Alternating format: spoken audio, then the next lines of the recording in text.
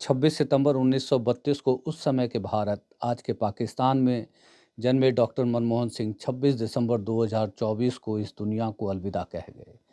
आज उनके गुजर जाने के बाद ज़माना उनकी कहानियों को याद कर रहा है। वो लोग भी उनकी तारीफ में पुल बांध रहे हैं जिन्होंने उनके जीवित रहते उनको कोसने का कोई मौका नहीं छोड़ा। डॉक्टर मनमोहन सिंह ने जिस समय इस देश के वित्त मंत्री की कमान संभाली, उस समय भारत 70 बिलियन डॉलर कर्ज के बोझ तले दबा था।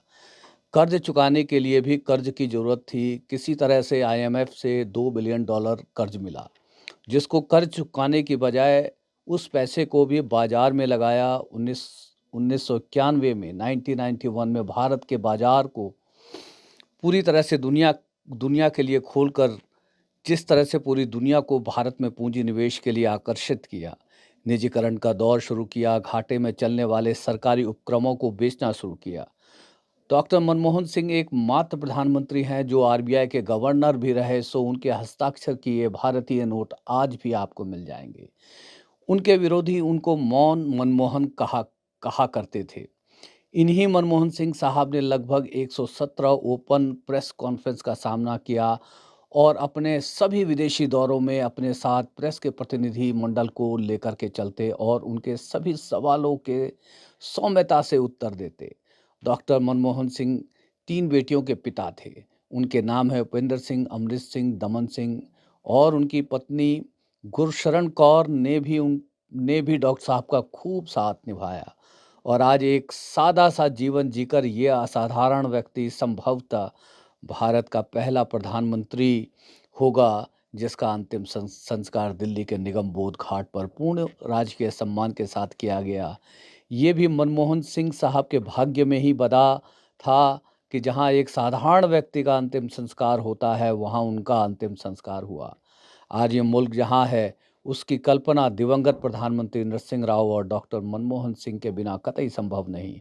उनके प्रधानमंत्री रहते इस देश में राइट टू इन्फॉर्मेशन का कानून आया, मनरेगा का कानून आया। मनरेगा के कानून के कारण ही जो भयंकर जो आर्थिक मंदी जिस समय डॉक्टर मनमोहन सिंह प्रधानमंत्री थे, उस समय पर उस मंदी का सामना जो है मनरेगा के द्वारा इस देश ने खूब किया। मनरेगा वो कानून था जिसके तहत गांव में जिनके पास काम नहीं होता था, उनको 90 दिन का गारंटेड रोजगार मिलता था। इस रोजगार के जरिए आम आदमी की जेब में पैसा गया। आम आदमी की जेब में पैसा जाने से बाजार ठीक ठीक तरीके से चलते रहे। तो इस तरह से उस समय की जो मंदी का भी सामना जो है मनमोहन सिंह की सरकार ने बहुत सफलतापूर्वक कर दिया। राइट टू एजुकेशन का बिल भी मनमोहन सिंह सरकार के ज़माने में ही आया था। और फूड सिक्योरिटी एक्ट, ये वही फूड सिक्योरिटी एक्ट है जिसके तहत वर्तमान प्रधानमंत्री नरेंद्र मोदी 5-5 किलो अनाज सभी लोगों को दे रहे हैं। आधार का कानून भी मनमोहन सिंह साहब के ज़माने में ही आया और आधार और मनरेगा की इनके विरोधियों के द्वारा बहुत आलोचना की गई। आज ये सारे चीज़ें आज भी बदस्तूर जारी हैं। आज आपका कोई भी काम करने के लिए आधार लगेगा और मनरेगा का कानून भी आज कहीं न कहीं हमारे रूरल इकॉनमी को जो है शक्ति दे रहा है। और इंडो यूएस न्यूक्लियर डील को आप भूल नहीं सकते। इस डील को करने के लिए मनमोहन सिंह साहब ने अपनी सरकार तक को दांव पे लगा दिया था।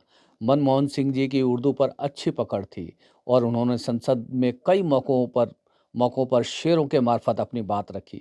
सौम्य स्वभाव के डॉक्टर मनमोहन सिंह अपनी सौम्यता को अपनी कमजोरी नहीं मजबूती मानते थे और कहते थे कि इतिहास उनका सही मूल्यांकन करेगा। ऐसा नहीं कि उनको गुस्सा नहीं आता था, किंतु अपने पर नियंत्रण रख उन्होंने कभी भी अपनी पार्टी की फजीहत नहीं होने दी। आज वो नहीं है। उनसे सीखने को बहुत बहुत कुछ है और हम सीख सकते हैं। अब ये देखना है कि हम उनसे क्या सीख सकते हैं। मनमोहन सिंह एक आर्थिक उदारीकरण के सिपाही ही नहीं, एक पूरी अपने आप में एक संस्था थे, इकोनॉमिस्ट थे। और इन शब्दों के द्वारा हमारे चैनल की ओर से यह एक भावभीनी श्रद्धांजलि डॉक्टर मनमोहन सिंह साहब के लिए।